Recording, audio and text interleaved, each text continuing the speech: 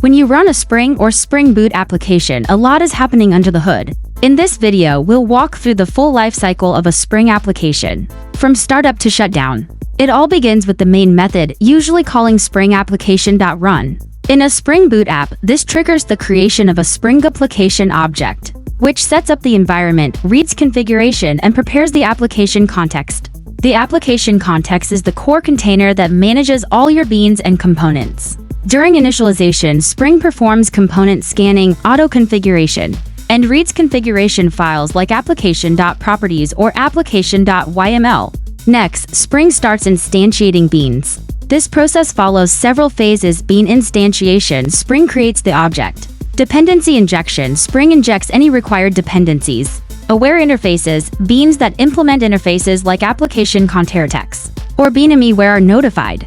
Bean post-processors, these can modify beans before and after initialization. Initialization, if the bean has at post-construct methods or implements initializing bean, they are executed. Once the context is fully initialized, application runner or command runner beans are triggered. This is often where your custom startup logic goes.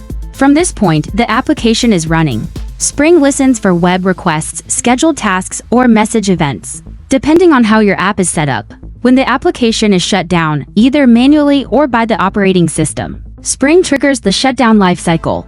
This involves calling methods annotated with at pre-destroy, invoking the destroy method for beans that implement disposably bin, closing the application context, releasing resources like database connections or threads. You can also hook into lifecycle events, using application lister for events like context refreshent, context started, or context closedent. In short, the Spring application lifecycle involves bootstrapping the context, scanning and creating beans, wiring dependencies, running startup logic, listening for events or web traffic, gracefully shutting down and cleaning up.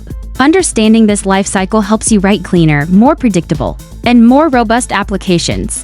Thanks for watching, and subscribe if you want more deep dives into Spring and backend engineering.